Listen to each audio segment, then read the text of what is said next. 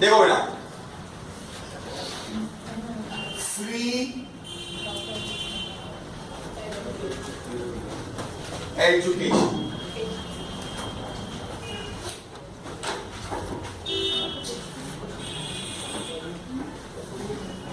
देखिए सबसे पहले मैं बात करूंगा फ्री एजुकेशन दो जगह पर दिया जा सकता है। एक अपने खुद के कॉलेज में, यानी जिसे हम लोग क्या कहेंगे, education in employers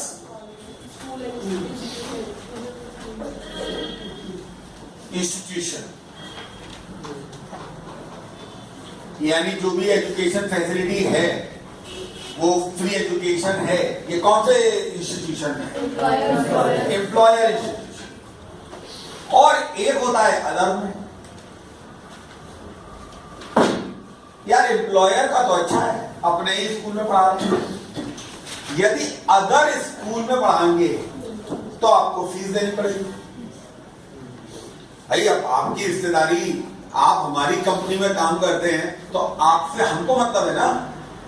Saint Dominic को मतलब कौन है? स्प्रिंग डील को मतलब कौन है? बोलिए,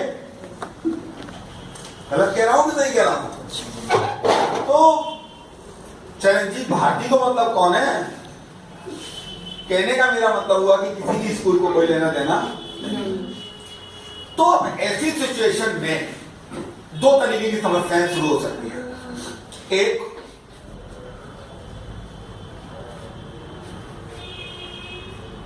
paid to school, directly paid करो किसको? स्कूल को। एम्प्लॉयर जो भी फीस का पेमेंट है किसको कर रहा है? स्कूल को पेमेंट करता है। या स्कूल को पेमेंट नहीं करता है, रीइंबर्स टू एम्प्लॉय। जब तक सारे पॉजिटिव ऑप्शंस नहीं दिमाग में आते तब तक चीजों को जानना बड़ा अच्छा नहीं लगता। पॉजिटिव ऑप्शन क्या है? फ्री एजुकेशन किसी स्कूल में है जहां पर एक ऑप्शन है कि हम फीस किसको दे रहे हैं? एम्प्लॉय को रिम्बर्स कर रहे हैं। और दूसरा है हम स्कूल को डायरेक्टली पेड कर रहे हैं। और तीसरी चीज है एम्प्लॉयर इंस्टीट्यूशन को पेमेंट किया जा रहा है। इज इट क्लियर और नॉट क्लियर? अब आइए, अब हम लोग एक एक पॉइंट को एक एक चीज से समझते हैं। मैंने सबसे पहले आपके साथ डिस्कशन किया था वो एजुकेशन फैसिलिटी को लेकर किया था। किसको लेकर किया था? Education allowance. और मैंने साफ कहा था कि it is accepted up to 100 rupees per month per child, maximum of 2 child. अब मैं एक बात कहूं आपसे, यदि कोई भी एम्प्लॉयर है अपने एम्प्लॉइज को ट्रेनिंग देते हैं और ये ट्रेनिंग टाइम टू टाइम की जाती है। अब मुझे ये बताइए कि जो ये ट्रेनिंग दी जाती है इट इज ऑल्सो कॉस्ट, इसमें भी खर्चा होता है, but it is not a perfect and it is not chargeable to tax. यानी बिकॉज क्यों नहीं टैक्सेबल होगा? बिकॉज एम्प्लॉयर अपने एम्प्लॉय को यदि ट्रेनिंग दे रहा है तो उससे होने वाला बेनिफिट भी किसको होने वाला है? Employer. So the employee is not liable for the any payment of tax. इसलिए यदि इस तरीके का कोई बेनिफिट दिया गया है तो कोई टैक्सेबल नहीं। अब दूसरा पॉइंट निकल कर आता है कि यदि कोई एम्प्लॉयर अपने एम्प्लॉय को फीस पेमेंट कर रहा है डायरेक्टली एम्प्लॉय को या स्कूल को पे करना है, तो question arise, whatever fees paid by the employer either to the employee or to the school, whatever amount paid, it is fully taxable। यानी ये भी टैक्सेबल होगा और ये भी टैक्सेबल होगा,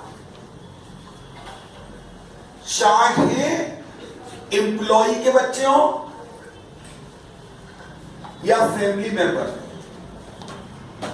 किसी के एजुकेशन के लिए जो भी एक्सपेंसेस पेमेंट किए जाएंगे, यानी मैं बात किसकी कर रहा हूं, एम्प्लॉइज, चिल्ड्रन, फैमिली मेंबर, जो भी होंगे उनको जो भी पेमेंट किया जाएगा इट इज फुल्ली टैक्सेबल, चाहे एम्प्लॉय स्पेसिफाइड हो या नॉन स्पेसिफाइड, चाहे एम्प्लॉय क्या हो, स्पेसिफाइड एम्प्लॉय, चाहे नॉन स्पेसिफाइड एम्प्लॉय हो, सभी एम्प्लॉइयों के केस में जो भी पेमेंट किया जाएगा इट बिकम फुल्ली। अब पॉइंट ये आता है कि मान लीजिए जो भी पेमेंट किया जा रहा है, पेमेंट नहीं किया जा रहा है, बेसिकली देखा जाए एम्प्लॉयर का अपना स्कूल है, जैसे आपने देखा होगा HAL में जो लोग काम करते हैं उनका अपना स्कूल बना रखा उन्होंने, बच्चे वहां पढ़ते हैं, तो एम्प्लॉयर अपने बच्चों के लिए भी स्कूल फैसिलिटी दे सकता है। अब एक क्वेश्चन अराइज होता है कि मान लीजिए एम्प्लॉयर ने जो एजुकेशन फैसिलिटी दी है वो अपने चिल्ड्रंस को दी है और अपने ही स्कूल में दी है, किसी को फीस पेमेंट नहीं हो रहा है, कहां पे क्या हो रहा है बेटा, कहां पर पेमेंट हो रहा है, अपने ही स्कूल में। अब ऐसी कंडीशन में यहां दो बातें निकल कर आएंगी कि जो ये फीस पेमेंट हो रही है, भाई जो भी खर्चा तो आ ही रहा होगा ना, ऐसा तो है नहीं कि अपने स्कूल में आ रहा है तो खर्चा नहीं हो रहा होगा, खर्चा तो हो ही रहा होगा ना सर, उसकी वैल्यू क्या मानी जाएगी। मैंने कहा अगल बगल के स्कूल का जो वैल्यू होगी वही हम मान लेंगे फीस, भाई मेरे स्कूल की फीस भी क्या होगी, अगल बगल पड़ोस में जो भी फीस चले होगी वही तो फीस होगी। कहने का मेरा मतलब है कि जो भी फीस होगी, जो उसका मतलब नहीं है मेरा, लेकिन ये जो फैसिलिटी है वो दो लोगों को मिल सकती है। मैंने कहा चिल्ड्रन ऑफ एम्प्लॉय, एम्प्लॉय के बच्चों के लिए एजुकेशन फैसिलिटी हो सकती है, या फैमिली मेंबर्स के लिए, इधर के लिए बोलिए। नियम यह कहता है कि यदि एम्प्लॉय के अपने बच्चों के लिए कोई एजुकेशन फैसिलिटी दी गई है तो it is accepted up to 1,000, यानी यदि फीस का amount in the fair market, fee का अमाउंट अगल बगल में सिमिलर कॉलेजेस में जो कॉलेजेस चल रहे हैं उसके अंदर यदि फीस का अमाउंट क्या है 1,000 से कम है तो कोई टैक्स नहीं लगेगा, 1,000 से ज्यादा है तो it is accepted up to 1,000। लेकिन this exception is only for employees, not for the family member. यानी यदि फैमिली मेंबर को किसी भी तरीके का कोई मेडिकल फैसिलिटी दी गई है तो वो fully taxable, fair value fully taxable होगी। कौन सी value, fair value fully taxable. अब एक चीज है, मान लीजिए कोई भी अमाउंट रिकवर किया जाता है फ्रॉम एम्प्लॉय से, जैसे आर्मी में पढ़ने वाले बच्चों की सबकी फीस कुछ अलग होती है, एम्प्लॉइयों को अच्छी अच्छी फैसिलिटी दी जाती है, कह दिया जाता है कि आप 200 रुपए फीस देते रहिएगा, और अगर कोई सिविलियन पढ़े तो उनकी फीस 2,000 रुपए है, लेकिन जो आर्मी के पढ़े तो उनकी फीस क्या है 200। तो परक्विजिट तो है ही है ना, परक्विजिट तो है ही है। तो क्वेश्चन एराइज होता है कि जो भी अमाउंट रिकवर किया जाएगा एम्प्लॉय से, मैंने कहा 200 रुपए पर मंथ, साल भर का 2400, that will reduce the value of taxable perquisite. वो आपके परक्विजिट की वैल्यू को क्या कर देगा, रिड्यूस कर देगा। तो कह सकते हैं any amount recover from employee shall reduce the value of perquisite. मेरी बात क्लियर हो गई।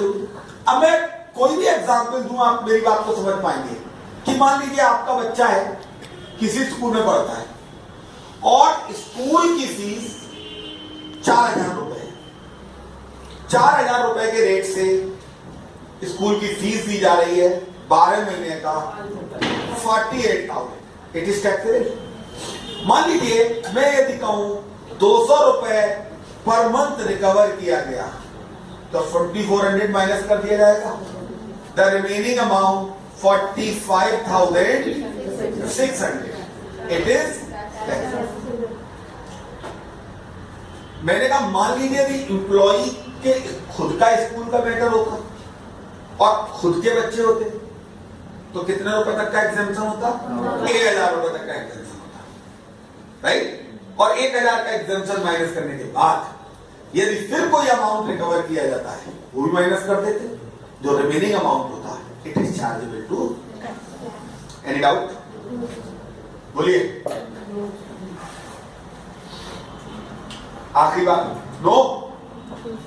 आइए, ये फ्री एजुकेशन था, बिल्कुल 100% क्लियर हो गया होगा आप लोगों को।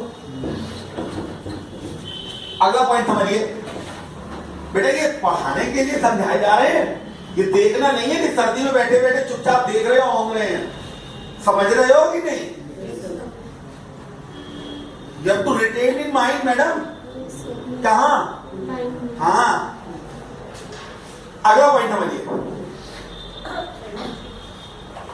Interest free loan. दिख रहा है बेटा? इंटरेस्ट फ्री लोन और लोन एट कंसेशनल रेट।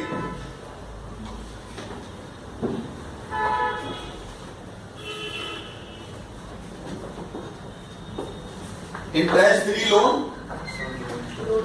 और लोन एट कंसेशनल रेट। मैं एक बात आपसे कहना चाहता हूं, जरा उस बात को थोड़ा ध्यान से देखिएगा, बहुत ही इंपॉर्टेंट अच्छा पॉइंट है।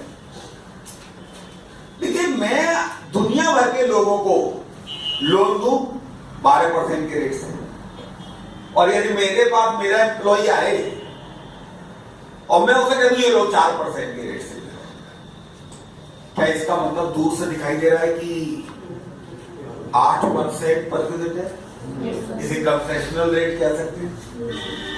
मान लीजिए 0% पे दे दे तो मैं कहूंगा पूरा 12% पर यूनिट है। मैं सीधी बात कह सकता हूं कि जितना भी कंसेशन एक एम्प्लॉयर अपने एम्प्लॉय को देगा इट इज टैक्स, और उसके ऊपर टैक्स लगाया जाएगा। अब पॉइंट ये आता है कि एक एम्प्लॉयर को कितने परसेंट के रेट से लोन देना चाहिए। आखिर ये रेट डिसाइड कौन करेगा? ये जो डिसाइड का काम है एसबीआई के हाथ में है। स्टेट बैंक ऑफ इंडिया का स्टेट बैंक ऑफ इंडिया का अपना इंटरेस्ट रेट, यानी स्टेट बैंक ऑफ इंडिया ने जो भी इंटरेस्ट रेट बता रखा है, यदि आप उतने से ब्याज पे दे रहे हो तो कोई प्रॉब्लम नहीं है। उससे ज्यादा पे दे रहे हो और अच्छी बात, लेकिन यदि उससे कुछ सस्ता दे रहे हो तो मुझे प्रॉब्लम है। और मैं ये कहूंगा कि जितना कम देंगे the different amount is taxable as a perquisite, और उस पर टैक्स लगाया जाएगा। डिफरेंस अमाउंट टैक्सेबल होगा, परक्विजिट टैक्सेबल होगा, और उसके ऊपर आपको टैक्स का पेमेंट करना होगा। अब एक क्वेश्चन होता है, एक बोले सर एक बात बताइए, मैंने लोन लिया है 5 लाख का, मैंने बहुत बढ़िया बात है, एसबीआई रेट है 18% और बहुत बढ़िया बात है, लेकिन सर मेरा तो घर का आदमी था और मैंने इंटरेस्ट रेट क्या रखा है? 10%। तो मैं तो कहूंगा 8% टैक्सेबल होगा। किसका 8%? लोन का। तो लोन अमाउंट कितना है? का 8% हमने कंसेशन दिया, 40,000 रुपए आपकी सैलरी में शामिल कर दिया जाएगा, और ये 40,000 रुपीज हमारी तरफ से एक तरीके से देखा जाए पर क्रेडिट। अब एक क्वेश्चन है, ये जो इंटरेस्ट निकाला जाएगा ये किस पर निकाला जाएगा? पहली बात, एनुअली निकाला जाएगा या हर मंथ टू मंथ निकाला जाएगा? मैंने लीजिए यदि कोई पेमेंट होगी बीच में तो क्या उसके बाद के इंटरेस्ट पे क्या परक्विजिट लगेगा? क्या नहीं। यदि मैं लोन पे कर चुका हूं तो उसके बाद के मैं अमाउंट पीरियड के लिए इंटरेस्ट को परक्विजिट तो नहीं बोलूंगा। तो पॉइंट ये अराइज होता है कितना कंपोनेंट परक्विजिट होगा और ये निकाला किसके ऊपर जाएगा। क्या ये मंथली कैलकुलेशन होगी या ये ईयरली कैलकुलेशन होगी। मैंने कहा बेटा इंटरेस्ट कैलकुलेट किया जाएगा on a minimum monthly balance at the rate of interest charged by SBI on the first day of the previous year on the loan for the same purpose। यानी जो भी balance होगा उस balance पर जो interest होगा उसी interest पर क्या लिया जाएगा, टैक्सेबल होगा। कोई प्रॉब्लम वाली बात नहीं। तो ये कोई बहुत बड़ा इशू नहीं था। हम मंथली कैलकुलेट करेंगे, मंथली बेसिस पर कैलकुलेट करेंगे। यहां पर एक छोटा सा पॉइंट आता है जो सबसे खास और इंपॉर्टेंट है। मैंने कहा यार यदि कोई इंसान ने लोन दिया और लोन का अमाउंट 20,000 से ज्यादा नहीं है, कितने तक से ज्यादा नहीं है बोलिए, डज नॉट एक्सीड 20,000, यानी लोन अमाउंट लेस देन और इक्वल टू 20,000, छोटे अमाउंट पर कोई interest taxable, nothing shall be chargeable tax. पहला पॉइंट क्लियर हुआ। यानी यदि लोन लिया गया है and the aggregate of the loan amount during the previous year does not exceed 20,000, then उसके ऊपर कोई इंटरेस्ट टैक्सेबल। यहां एक सबसे अच्छा पॉइंट आता है, जरा उसे देखिएगा। Loan given for medical treatment। मान लीजिए आप बीमार हो गए और बीमार होने के कारण मेडिकल ट्रीटमेंट के लिए आपने अपने एम्प्लॉयर से 5 लाख रुपए का लोन ले लिया। अब ये तो 5 लाख रुपए का आप लोन ले रहे हैं, उसके ऊपर जो इंटरेस्ट होगा वो टैक्सेबल नहीं होगा। It is fully accepted. सरकार ने एग्जेम्पशन क्यों दे रखा है? अरे गवर्नमेंट कहती है यार एम्प्लॉय बीमार पड़ गया है, उसे बेनिफिट दे रहे हैं, हम उसे इंटरेस्ट फ्री लोन दे रहे हैं, इंटरेस्ट फ्री लोन दे रहे हैं और उस पर टैक्स नहीं लगाना चाहिए। अब मैं यही पर एक दूसरी बात करता हूं। मान लीजिए एम्प्लॉय का कोई मेडिकल इंश्योरेंस है, 5 लाख रुपए का लोन ले लिया। अब जैसे ही लोन लिया उसके बाद मेडिकल इंश्योरेंस से पैसा आना शुरू हुआ। अब 3 लाख रुपए मेडिकल इंश्योरेंस वालों ने रिवर्स कर दिया। एम्प्लॉयर के कायदे से नियम है, एम्प्लॉय का कायदे तो होना चाहिए कि वो लोन का अमाउंट चुका दे कि नहीं चुका दे। अब हो सकता है कि उसके मन में लालच आ जाए, वो सोचे 3 लाख तो मिल गए मुझे, मैं 3 लाख की एफडी बनवा देता हूं, मुझे ब्याज मिलने लगेगा। मैं क्यों लोन चुकाऊं, लोन पर ब्याज देना ही नहीं है मुझे और टैक्स भी नहीं लग गया मेरे ऊपर, तो मुझे तो डबल बेनिफिट हो गया है ना तो लोन पर इंटरेस्ट देना पड़ रहा है मुझे और ना ही उस पर मुझे कोई टैक्स देना पड़ रहा है। तो बना लेने दीजिए, मैं अपनी 3 लाख की एफडी करा देता हूं। सरकार साफ कहती है कि यदि कोई मेडिकल ट्रीटमेंट का अमाउंट, इंश्योरेंस पॉलिसी का अमाउंट रिम्बर्स होकर आता है तो जितना पैसा रिम्बर्स होकर आएगा उतने पर इंटरेस्ट टैक्सेबल हो जाएगा और उतने रुपए पर आपको टैक्स देना पड़ेगा जितना अमाउंट आपका क्या हुआ है। इज इट क्लियर और not clear? This is got what is medical facility. तो आइए जरा एक बार देख ले, अपनी किताब में देख लेते, थोड़ा सा आइडिया हो जाए। देखिए, the value of perquisite shall be equal to the amount of interest calculated on minimum monthly balance at the rate of interest charged by SBI on the first day of the previous year of the loan for the same purpose. However, the loan amount does not exceed 20,000 or the loan is taken for the purpose of treatment of disease specified in Rule 3A, nothing shall be taxable. In case of loan taken for the treatment of a specified disease, if any amount is reimbursed to the employee under the medical insurance scheme, the interest related to the amount of insured shall be taxable. मैंने अभी आपको बताया था ना, say an employee taken an interest free loan of 5 lakh rupees from employer and treatment of the deceased specified 3A. Later on, he received a 1 lakh rupees insurance claim in respect of the above treatment. In such case, interest perquisite on 1 lakh reimbursed under medical insurance shall be. बात clear हो गई मेरी बात? 5 लाख का loan लिया था, 1 lakh reimburse हो गया, अब इस पर क्या हो जाएगा? क्लियर और नॉट क्लियर? एम्प्लॉयर ने अपने एम्प्लॉय को क्या कह दिया? चलो मूवेबल ये लीजिए, पेपर बॉर्डर इस्तेमाल करिए, ये वॉशिंग मशीन इस्तेमाल करिए, ये किचन का सामान इस्तेमाल करिए, free use of movable asset. पहली चीज तो ये हो गई। और एक दूसरी चीज मैं आपके सामने और बात करूंगा,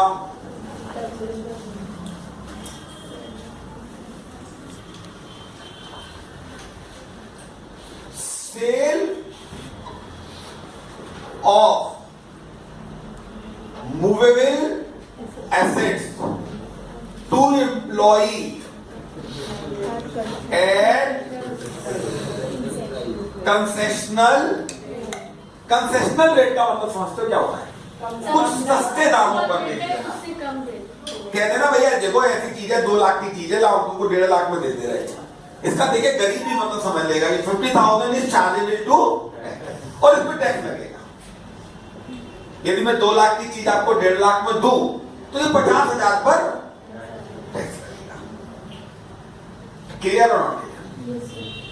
बोलिए। आइए सबसे पहले बात करें कि मान लीजिए कोई एक एम्प्लॉय है, एम्प्लॉयर अपने एम्प्लॉय को कोई एसेट्स यूज करने के लिए देता है, तो 2 तरीके से दे सकता है। खुद की दे सकता है, और या क्या कह सकते हैं, किराए पे लेकर दे सकता है। और तो कोई तरीका हो नहीं सकता बेटा, बोलिए। खुद की दे सकता है या चाहे खुद की दे, तो नेचुरल सी बात है, यदि अपनी देगा तो 10% कॉस्ट ऑफ एसेट्स, और किराए पे ले रखा है तो हम भी इतने बड़े नहीं है यार, सीधी सीधी बात करें, ओन ऑब्लिक हायर। किराए पे ले रखा है तो क्या कर दे, हायर चार्जेस। भाई एक ही तो हो सकता है, यदि खुद की है तो 10% कॉस्ट ऑफ एसेट्स, और किराए पे ले रखा है तो हायर चार्जेस। यार एम्प्लॉयर एम्प्लॉय के बेनिफिट के लिए जो कुछ भी चुकाएगा, everything is taxable and it is chargeable to tax. और माइनस कर देंगे रिकवर फ्रॉम एम्प्लॉय, जो बैलेंस आएगा that is chargeable to tax. बोलिए, अब कोई प्रॉब्लम नहीं। मोटरसाइकिल दी, साइकिल दी, म्यूजिक सिस्टम दिया, वॉशिंग मशीन दी, कोई भी मूवेबल एसेट दी, खरीद के दी है तो उसका 10%, किराए पे लेके दी है तो उसका किराया जो भी पेड होगा that is chargeable to. If anything is recovered from employee, anything is recovered from employee, it is not chargeable. लेकिन मैं एक बात आपसे कहूं, कभी कभी एम्प्लॉयर अपने एम्प्लॉय को कंप्यूटर यूज करने के लिए दे देता है, लैपटॉप यूज करने के लिए दे देता है। क्या तुम ये मानते हो कि ये लैपटॉप और ये कंप्यूटर जो एम्प्लॉयर अपने एम्प्लॉय को यूज करने के लिए देता है, वो एम्प्लॉय के हित के लिए देता हो, अपना काम कराने के लिए? रात को 11 बजे मैसेज कर दिया जब चेक द मेल्स, ये वो दुनिया भर के तामझाम नाटक। इसीलिए टेलीफोन फैसिलिटी नहीं, टेलीफोन फैसिलिटी तुम कितने अपना एम्प्लॉय अपने फोन करोगे?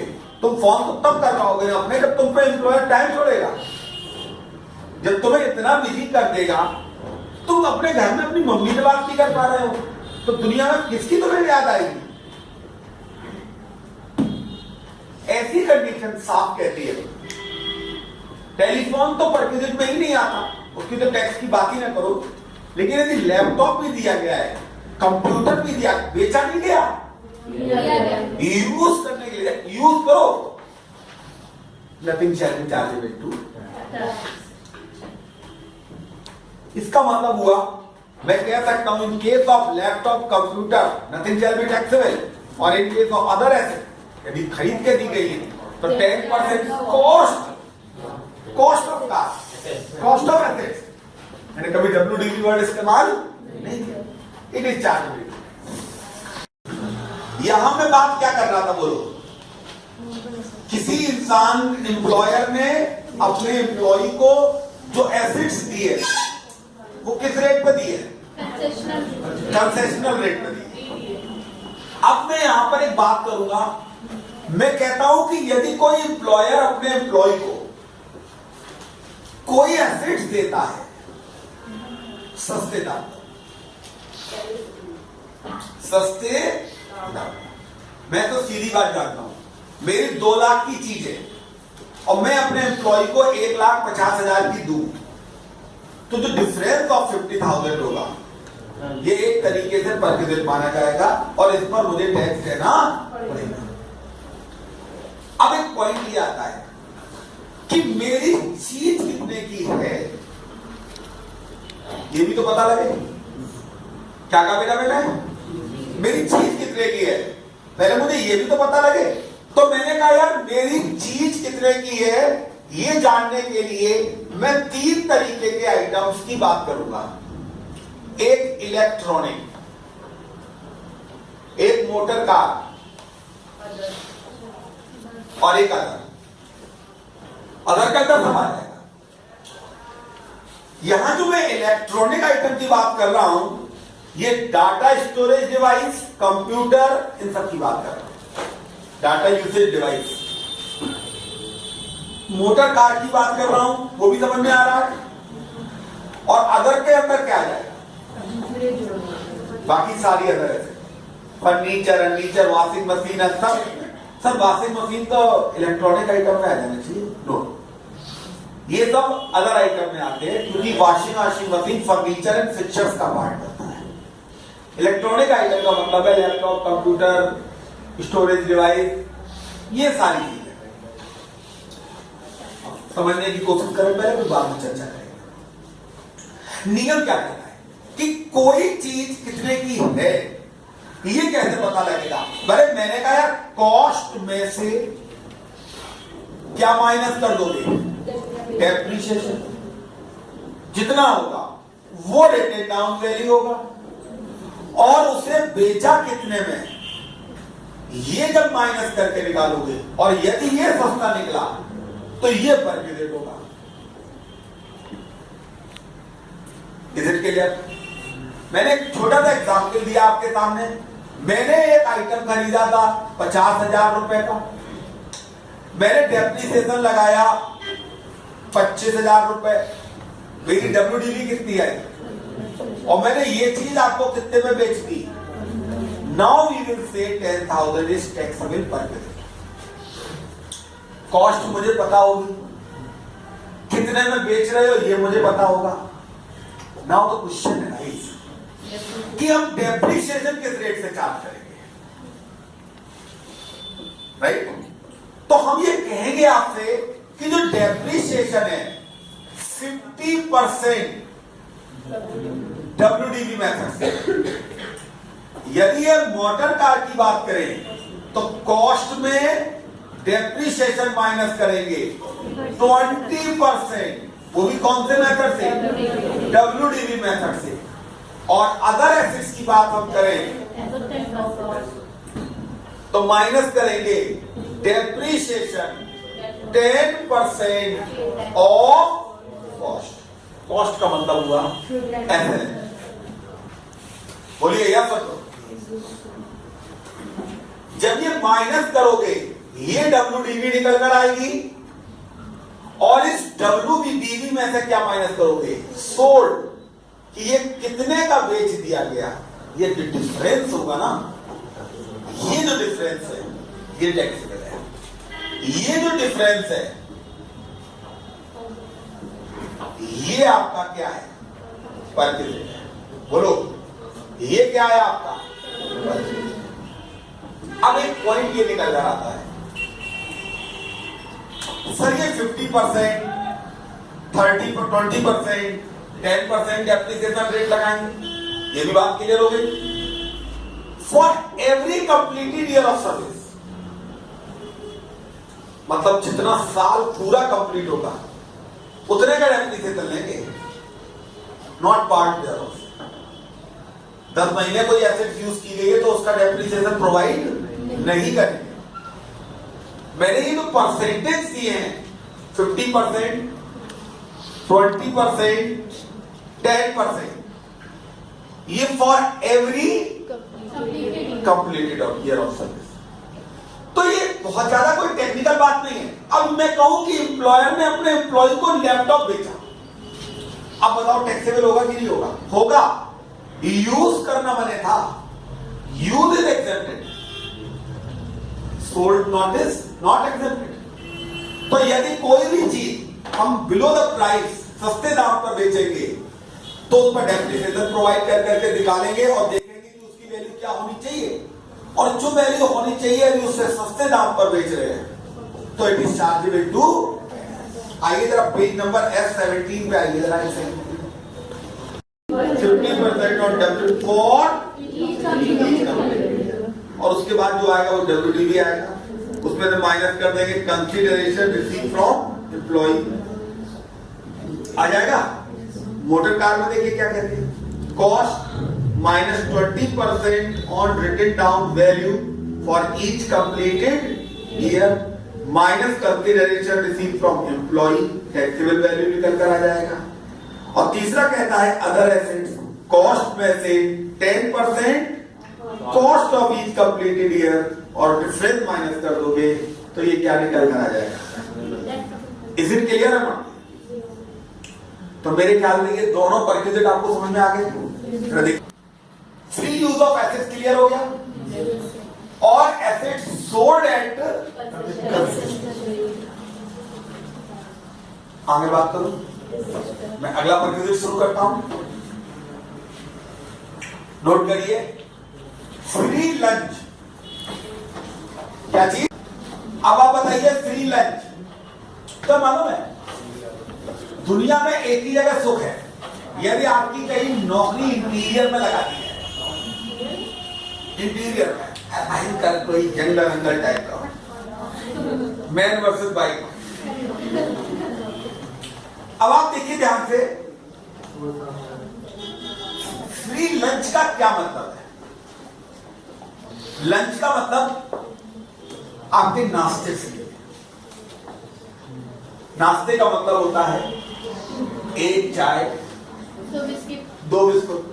अच्छा, हम ब्राह्मणों की खासियत होती है नाश्ता भी कराओगे तो वो भी खाने की तरह खाते हैं। डिपेंड करता है आगे कोई इंतजाम है, दिखाई दिया तो ठीक है,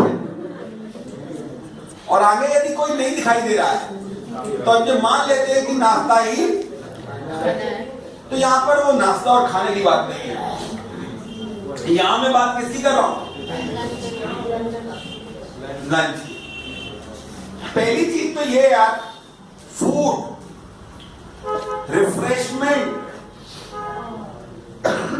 provided during the working hour at remote, भेज दिया गया किसी को करमंडी टंडारी कला, टंडारी कला में कुछ नहीं मिलेगा आपको, दूर दूर तक जंगल जंगल। अब बताइए रिमोट एरिया में आपको जो खाना पीना आपको दिया जाएगा, इट इज नॉट टैक्सेबल और ये फुल्ली एक्सेप्टेड है।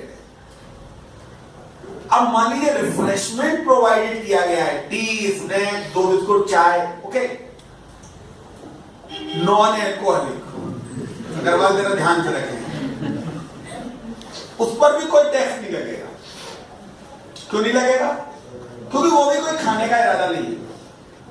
लेकिन यदि मान लीजिए कोई फूड दी गई, फूड फैसिलिटी दी गई है, तो इट इज टैक्सेबल। 50 रुपीज पर मील इट इज एक्सेप्टेड। पर मील पर डे एग्जेम्प्टेड। 50 रुपीज का एग्जेम्पशन है और उससे ऊपर का जो भी अमाउंट होगा दैट इज चार्जेबल टू। तो हम लोग साफ कह सकते हैं in case of food and non alcoholic beverages the cost of meal excess of 50 rupees पर meal shall be working hour includes extended working hour also. यानी यदि कोई थोड़ा सा वर्किंग आवर और बढ़ाया गया है तो वो भी उसके अंदर क्लियर नॉट क्लियर बोलिए। तो बताइए free lunch it is accepted up to 50 rupees पर मील। बिल्कुल साफ बात हो गई। वर्किंग आवर और वर्किंग आवर का मतलब हुआ एक्सटेंडेड वर्किंग आवर। 50 रुपीज पर मील। आइए बच्चों जरा अब हम जरा कुछ छोटे छोटे ट्रीटमेंट देख लेते हैं।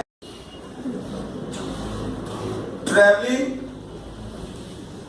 Touring and accommodation other than leave travel concession को छोड़कर यदि आपको कुछ ट्रैवलिंग टूरिंग की सबकी फैसिलिटी दी जा रही है, if the facility is available to all employees expenditure incurred by employer shall be the value of पर। If the facility is not available, क्या लिखा हुआ है available to all employees, the value at which such facility is provided by other agency shall be taxable। यानी taxable तो होगा। सीधी बात यह है कि यदि हमने जो भी पेमेंट किया है वो टैक्सेबल होगा, नहीं तो यदि हम किसी एजेंसी को कोई पेमेंट करते हैं तो जो भी पेमेंट करते हैं वो टैक्सेबल होगा। सीधी बात यह है कि किसी भी तरीके का कोई travelling touring and accommodation employer अपने एम्प्लॉय को देगा तो उसके संबंध में जो भी खर्चा करेगा, चाहे वो डायरेक्ट पे करे और चाहे वो किसी एजेंसी के थ्रू पे करे, the amount shall be chargeable to perquisite in respect of gift voucher token. हम ये कह सकते हैं कि 5,000 रुपए तक के गिफ्ट एक्सेप्टेड होते हैं। आइए लिखिए the value of gift shall be the amount taxable as purchase. Gift in cash as well as in kind shall be taxable. Gift in kind is accepted up to 5,000। यानी cash gift fully taxable होगी। अच्छा gold का सिक्का दिया वो भी पूरा taxable होगा, उसे कैश में शामिल करेंगे। यानी 5,000 रुपए तक का गिफ्ट इन काइंड क्या होगा एग्जेम्प्टेड होगा, उसके ऊपर का जो भी गिफ्ट होगा वो क्या होगा। अब देखिए छोटी छोटी चीजें हैं इसलिए लाइन से चल रहे हैं हम लोग। उसके नीचे देखिए आप फिर आता है क्रेडिट कार्ड। यार मैं सीधी बात करूं, जितना क्रेडिट कार्ड का इस्तेमाल एक एम्प्लॉयर अपने ऑफिस के लिए करेगा, ऑफिस पर्पस में करेगा, वो क्या होगा टैक्सेबल होगा कि एग्जेम्प्टेड होगा। एग्जेम्प्टेड होगा क्योंकि भैया ये तो ऑफिस के लिए इस्तेमाल कर रहे हैं। अंदर रिमेनिंग अमाउंट जो भी होगा क्रेडिट कार्ड का जो अपने बीवी बच्चों के लिए किया होगा वो क्या होगा।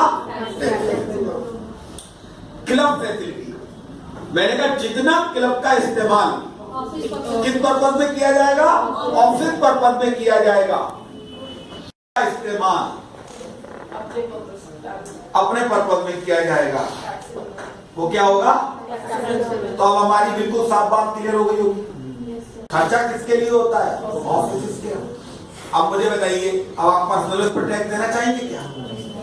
क्रेडिट कार्ड आपको दे दिया गया, अब उसमें खर्चा काय का होता है, आपके एम्प्लॉइज के पेमेंट्स होते हैं, एम्प्लॉइज के बिल होते हैं, दुनिया भर के खर्चों का पेमेंट करते हैं।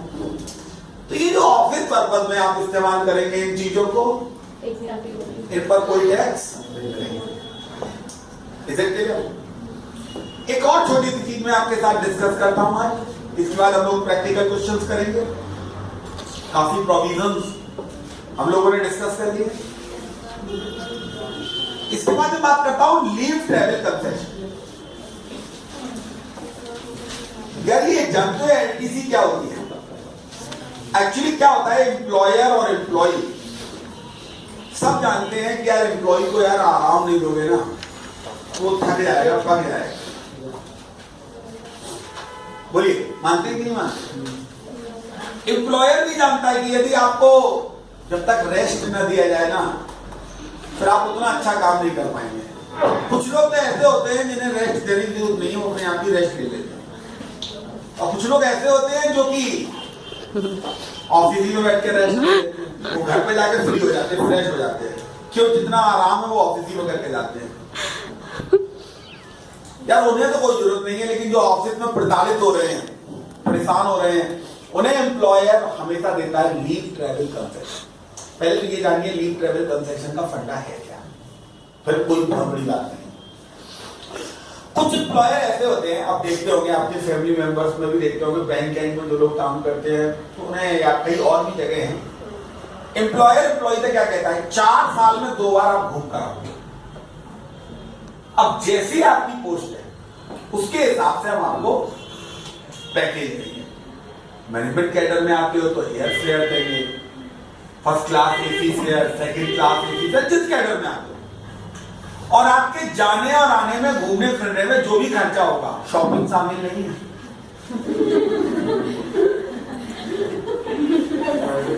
एम्प्लॉयर जानता है कि आप जाते हैं तो कितना खाएंगे आप, पेट से ज्यादा तो खवेगा नहीं आपके, खाएंगे उतने, और कहां रहेंगे, होटल सब एक ही जैसे।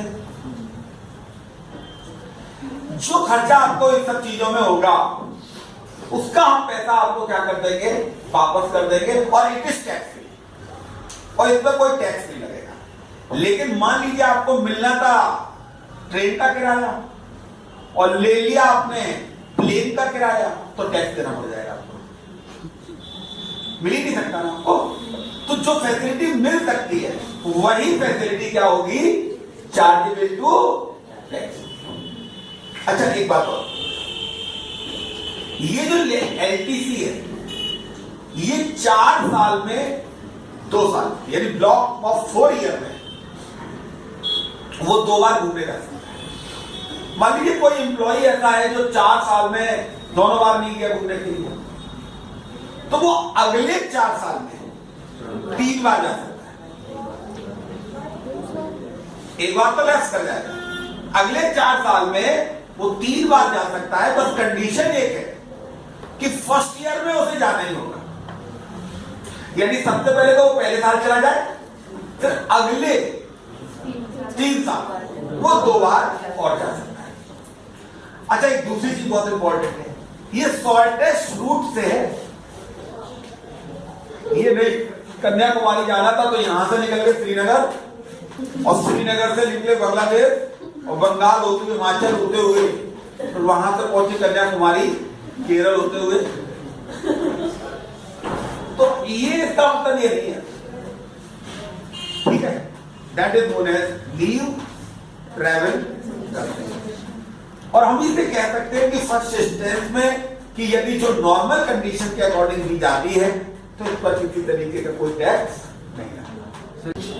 The benefit of leave travel concession may be availed of the employee during the period of service after or after retirement. The benefit of LTC is available only in respect of 2 journey in block of 4 calendar.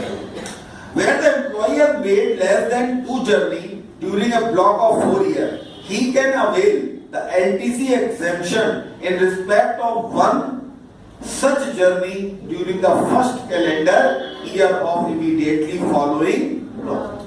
Such journey shall not included in the 2 journey allowed for such block. मेरी बात समझ में आ रही है?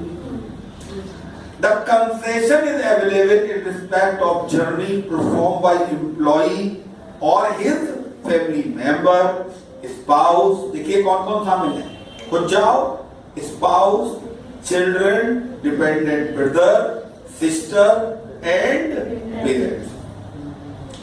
In respect of children, concession is available only for 2 children. In case of multiple birth, in such case,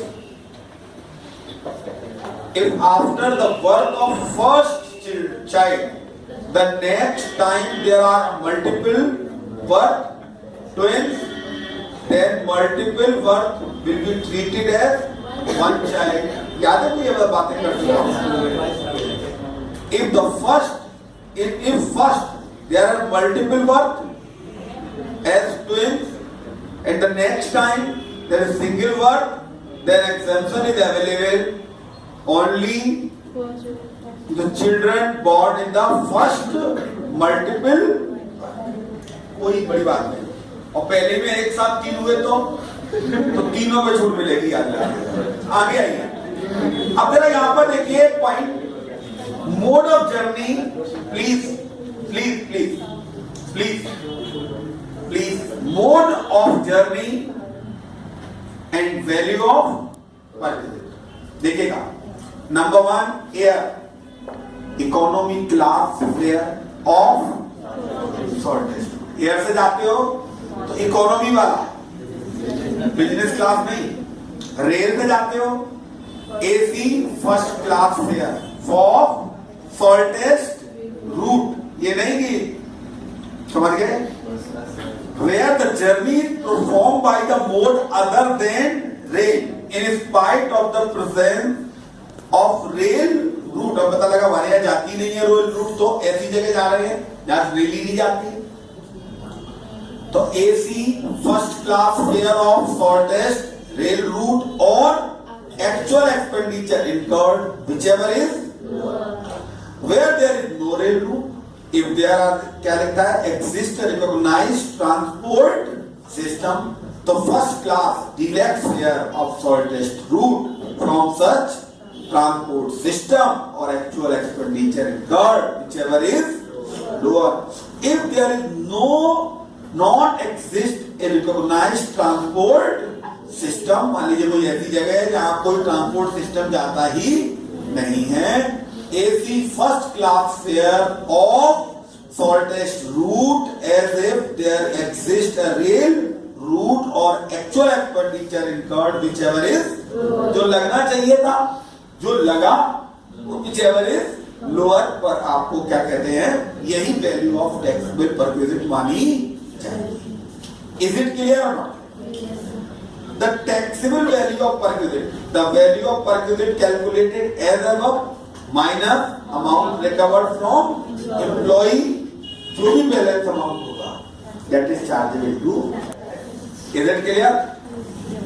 बोलिए, leave travel concession clear है या नहीं? अरे जोर से बोलते फटाफट. है नहीं, समझ में नहीं आया? पक्का? जरा ये सवाल हम लोग पढ़ेंगे एक बार साथ. पहले क्वेश्चन पढ़ लेते हैं. क्वेश्चन में क्या लिखा है? During the previous year 2013-14 act 45 is employed by a pharmaceutical company situated at Kanpur. अब कानपुर को पढ़ते ही वो एचआरए याद गया होगा. 40 समझते रोने लगा. He get the following from the employer. अरे यार एक बात देखिए, basic salary 34,000 per month, dearness allowance 30% of the basic salary, 40% considered for calculating the benefit of gratuity and pension. चलिए फिर उसके बाद dearness पे कितना है? 5,000 per month. Nothing is considered for retirement benefit. Fixed commission, not fixed percentage, 4,000 per month. Commission and as incentive 5% of turnover and extra commission 2% if annual turnover exceed 15. House rent allowance 15,000 per month. Rent paid 17,000 per month up to 30 जून 2013. और फिर क्या लिखा है? And after that he has shifted in his own house. और जब अपने घर में शिफ्ट हो जाएगा तो क्या होगा? तो उसे कोई भी रेंट पे नहीं. But house rent allowance is received throughout the period. Employer contributes to the recognized provident fund 5400 per month. Interest credited in PF 56,000 at the rate of 11%. X has been provided a health club facility at a 4-star hotel in Kanpur by the employer company. The facility is available to all employees of the company. The annual expenditure for providing the facility is 7,000 per month, which is borne by the employer. समझ में आ गया होगा बेटा? चलिए, club facility है, employer borne कर रहा है. फिर कहता है employer company also provide the tea and light snacks to all employee during the training. क्या कहता है? Tea break. The expenditure incurred by the company is approximately 60 rupees. हम जानते हैं चाय और स्नैक्स एक्सेप्टेड है. फ्री मील 50 रुपए तक आता है. ठीक है कि ठीक है? फिर क्या कहता है? जरा देखिए, per month for 3,300. X contribute annually 5,500 toward the recognized provident fund. सबको छोड़ दीजिए, बात खत्म करते हैं. आइए इस सवाल को हम लोग करें. देखिए, बेसिक सैलरी बताइए कितना रुपए बेसिक सैलरी का? 34,000 पर मंथ इंटू 12 4 लाख 8,000. उसके बाद डीए था, डीएनए अलाउंस कहता है 30% ऑफ बेसिक सैलरी 4,08,000. हालांकि इसका 40% वो कहता है ग्रेचुटी के लिए. बात की बात है. पहले तो बोलिए 4,08,000 है. बताइए कितना लेंगे 4,08,000 का? बोलिए 1,22,400. फिर लिखा है डीपी डियरनेस पे, वो भी है 5,000 पर मंथ. तो 5,000 इंटू 12 और साफ लिखा है not as for the retirement. मुझे कोई दिक्कत की बात आई? फिर लिखा हुआ है आपको फिक्स्ड कमीशन, माफ करना, फिक्स्ड कमीशन 4,000 पर मंथ. 12 महीने का कितना हुआ? 48,000. यहां भी कोई दिक्कत की बात नहीं थी.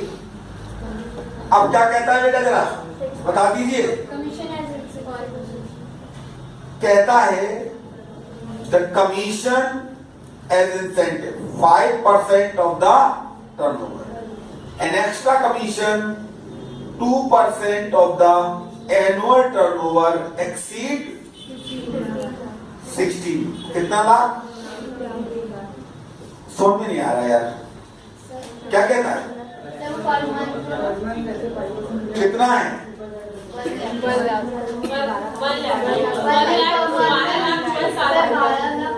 12 लाख पर 15% ज्यादा हुआ नहीं, बस 5% 2% नहीं समझा सर. 1 लाख रुपया महीना बुक कर रहा है, टर्नओवर 1 लाख. लास्ट में आ जाइए. बस मैं यही दिखाना चाहता था.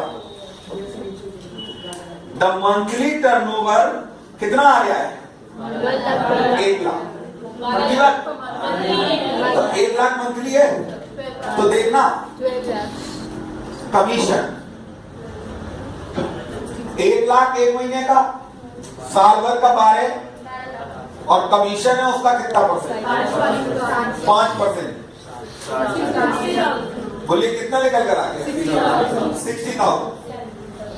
और क्या कहता है बेटा? फिर 2% के लिए क्या कहता है?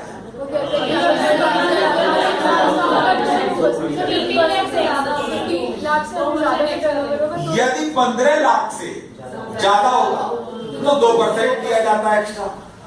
लेकिन यहां तो उसका टर्नओवर कुल मिला के हुआ कितना है? 12 लाख. यदि 16 लाख होता तो फिर उसे 2% और ज्यादा मिलता 15 लाख से ऊपर. लेकिन यहाँ तो टर्नओवर 12 लाख हुआ है, इसलिए उसको कुल 60,000 ही फिक्स परसेंटेज ऑफ कमीशन। देखिए इसमें और इसमें अंतर है, ये फिक्स परसेंटेज ऑफ कमीशन और टर्नओवर है, और जबकि ये फिक्स अमाउंट, दोनों ही टैक्सेबल है।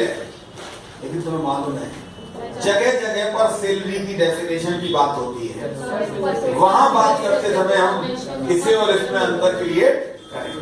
अभी समय आने दीजिए तब आगे बात करेंगे। चलिए इतना हुआ कि नहीं हुआ?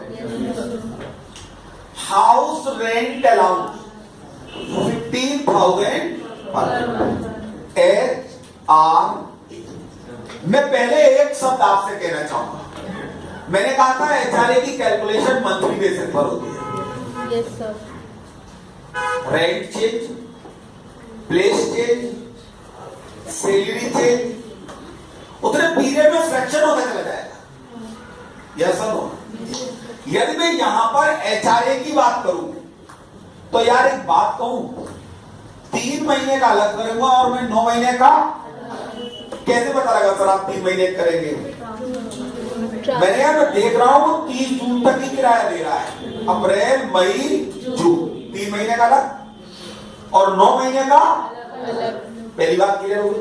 अब जरा देखो एक्चुअल अमाउंट रिसीव, पहले 3 महीने का 45,000, मैं ये भी लिख दूं एक्चुअल अमाउंट रिसीव 1 लाख। अब तुमको मालूम है माइनस करते हैं, नंबर 1 एक्चुअल अमाउंट रिसीव 45, ये बेचारे भर देते हैं, बाद में देखेंगे। एक्चुअल अमाउंट रिसीव, अब सुनिए यहां दूसरा पॉइंट आता है, rent paid minus 10% of salary. पहली बात तो ये 10% जो सैलरी का लिया जाएगा वो कौन कौन से महीने की सैलरी होगी? 3 महीने की, अप्रैल की, मई की और जून। क्लियर है ना बात? हमें और आपको दोनों को बताया है, अप्रैल मई जून बिल्कुल आराम से कैलकुलेट करके निकालो, कोई पंगा नहीं। यार सुनो, ये 4,08,000 कोई सैलरी में चेंज तो हुआ नहीं, बड़े आराम से निकाल लेंगे, निकाल लेंगे यार। प्लस सुनिए, 1,22,400 नहीं लेंगे, उसका 40%। आप बुरा मान जाएंगे, हम ऐसे नहीं करते। चलिए छोड़िए, इधर आइए, अब इधर देखिएगा, बेसिक सैलरी 34,000 इंटू 3 1 लाख। अब रुक जाइएगा, समझ में आया कि नहीं आया? अब दिए एज पर 1,02,000 का 30%, सॉरी 30 था ना, और उसका भी 40%, उसका भी पक्का। कितना हो गया बताओ? 1,040 और एक है fix percentage of commission on, या 3 महीने का टर्नओवर है 3 लाख और क्या 5%। बात न करिए, बोलिए टोटल सैलरी आ जाएगी। ये सैलरी कितने महीनों की मैं निकाल रहा हूँ? पक्की बात है? ये 3 महीने की तक सैलरी कितनी होगी बोलिए? है जी? 3 लाख के 12 लाख। अप्रैल का टर्नओवर 1 लाख होगा, मई का भी 1 लाख होगा, जून का भी 1 लाख, बाकी तो अगले 9 महीने का होगा। पहले तो हम ये 3 कैलकुलेट कर रहे हैं। 129,240। बेटा आप जानते हो rent paid 17,000 minus rent paid 3 महीने का 51,000 हो गया, 10% ऑफ सैलरी 12924 380। बहुत बढ़िया, चूंकि कानपुर में है तो 40% of salary 51,696, whichever is lower 38076। Remaining amount shall be taxable 6924 ये तो हो गया पहले 3 महीने का। और एक बताएं दूसरे महीने में इसको पंगा ही नहीं, रेंट पेड 0 हुआ, मेरे लिए मतलब खत्म हो गया। पक्का मैं नहीं ज्यादा निकाल लिया हूं, क्यों निकाल के दिखाऊं, सैलरी निकाल के दिखाऊं, तो सीख तो ले। देखिए यदि मुझसे कहता 9 महीने की सैलरी निकाल, मान लो कि रेंट पेड कर रहे होते तो निकालते, तो देखिए फिर वही 34,000 इंटू 9 और फिर देखिएगा कितना आया 306,000 और फिर हम जानते डीए 306,000 का 30% का 40% 36,720 और फिर हम कहते 9 लाख 1 लाख का टर्नओवर था ना और उसका 5%। 45 यार एक बात बताऊं, इन तीनों को ऐड कर देते हैं, कितना निकल कर आता? बहुत ही प्यार से करने की जरूरत होती है। 38,720 और आप जानते हो इसका 10% कितना आता? 38,772। लेकिन तुम जानते हो डिडक्शन माइनस में तो हो नहीं सकती, 0 हो गया। फिर देखिए तीसरा इसका कितना परसेंट? 40% कितना होता है जी? 088 whichever is lower. How much taxable? 135,000 add कर दो 1। बताइए अब पर प्यार से समझ में आया कि नहीं? अरे यार बोलो यार 141 डीए कितना लेंगे?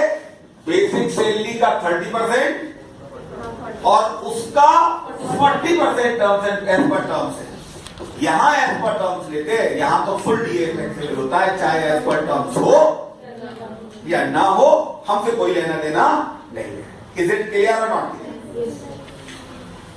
मैंने आपसे कहा उसके बाद the employer contribute toward the recognised provident fund 5400।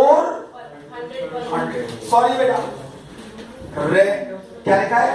5400 क्या कर रहे हैं वो? RPF साफ था, एक्सिस ऑफ 12% ऑफ और सैलरी का मतलब तुम जान ही रहे हो, दोनों को ऐड कर लें। याद देखिए आरपीएफ के लिए सैलरी का मतलब वही होता है, basic salary plus DA according to service condition plus 1% of commission on turn. एक मिनट जरा देखो कंट्रीब्यूशन देखो पहले 5400 है ना पर मंथ इंटू 12 कितना होगा? 64। प्लीज माइनस करिए 12% ऑफ सैलरी। हम और आप दोनों जानते हैं कि जो भी सैलरी आएगी उस सैलरी का कितने परसेंट? 12%। जो भी आएगा उसे लेंगे कि नहीं लेंगे? तो यार हम चाहें तो इस दोनों को टोटल कर दो यार, कोई आ जाएगा क्या? क्यों नहीं लगा? 2035 सब अमाउंट है। अमाउंट नहीं मतलब तो सैलरी चाहिए 516960 है, ऐसे बोलो ना। और ये नहीं आ रहा हो तो बोलो बेसिक सैलरी इसका 40% और ये तीनों को ऐड कर लेंगे आ जाएगा। अब बताओ उसका 12% कितना है?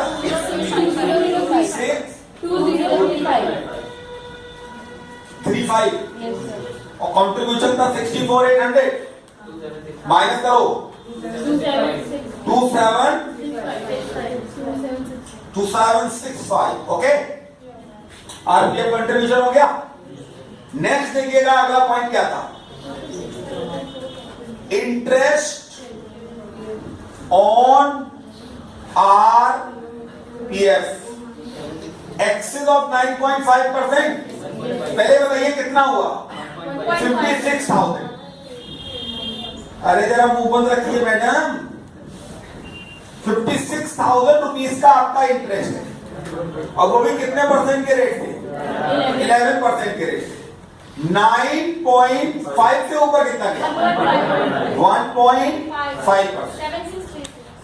736 ये interest credit into the RPF हो गया। आप इस बात गौर कर रहे हैं कितने प्रोविजन एक साथ आ गए? देखिए ये तो सब बेकार के थे, लेकिन ये एचआरए आया, रेंट फ्री एकोमोडेशन आया, इंटरेस्ट आया ना, धीरे धीरे करके और प्रोविजन बढ़ते जाएंगे।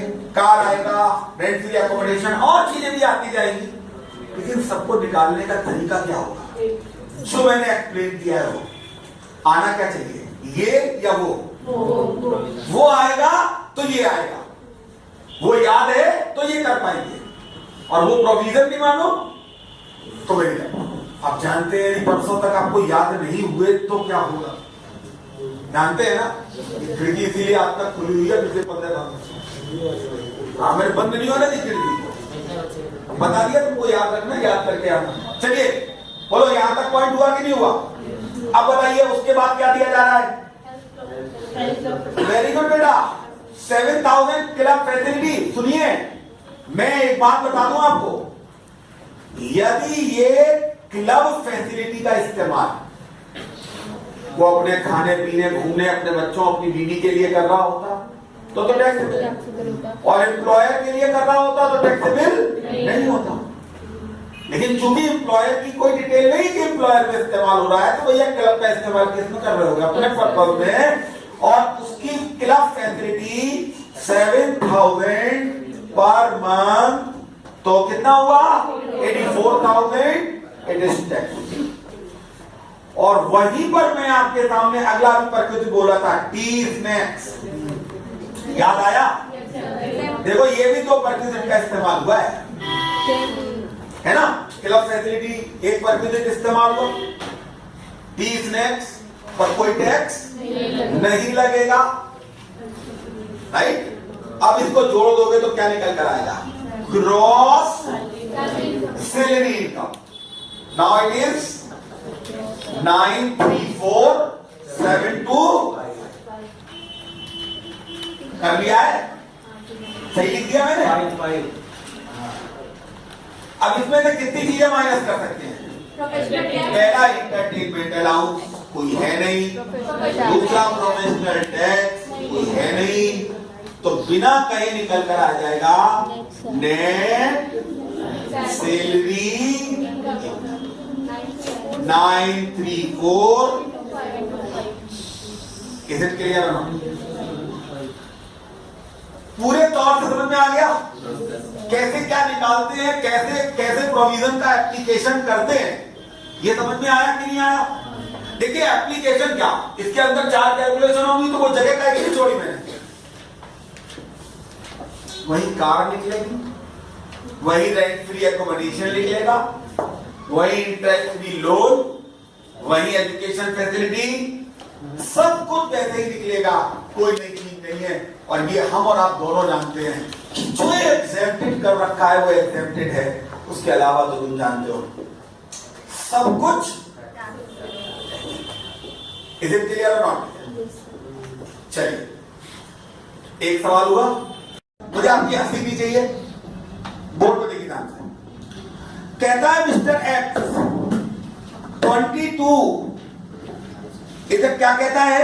Mechanical engineer and employer by the power generation company as a chief production manager. He get 84,000 per month as a basic.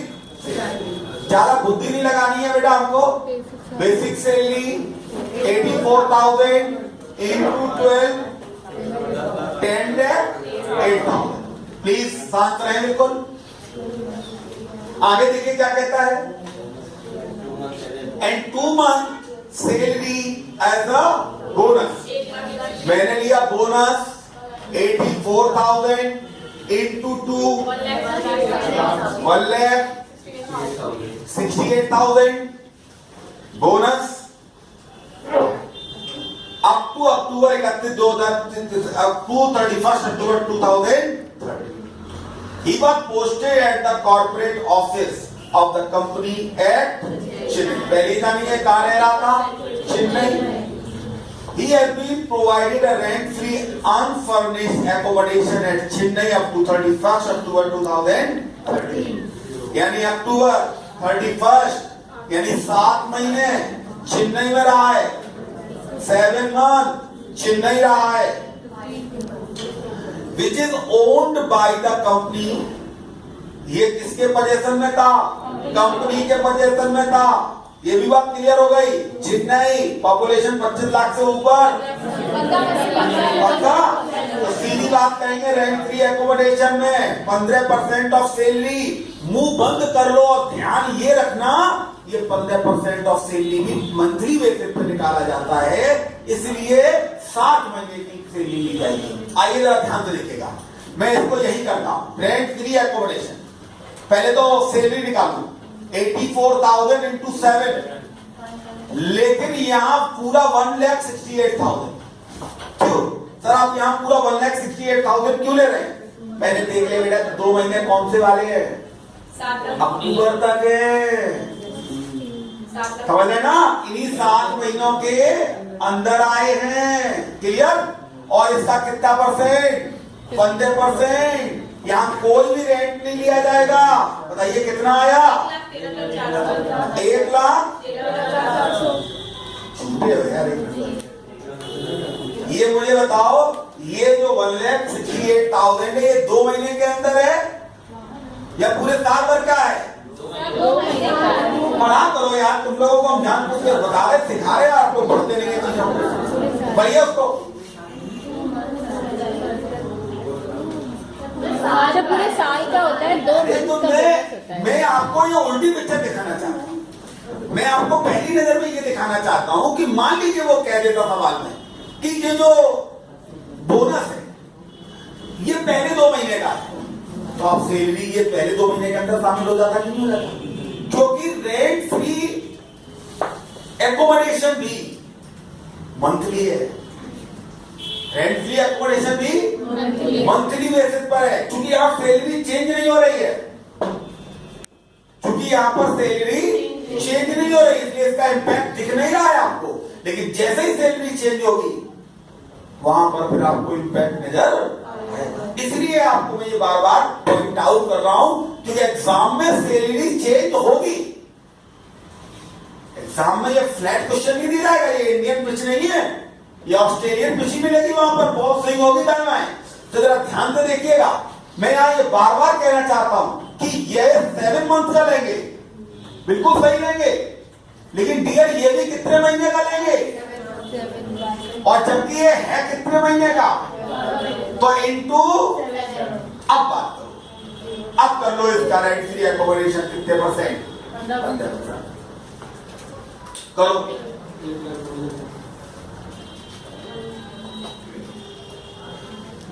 $1,02,000, क्योंकि यहाँ और कुछ है ही नहीं, और कुछ होता तो वो भी सैलरी में लेते। हालांकि सैलरी की डेफिनेशन में क्या क्या शामिल है आपको पता है, बेसिक सैलरी, डीए, अकाउंटिंग सब है ना। छोड़िए, आगे बढ़िए। फिर क्या कहता है?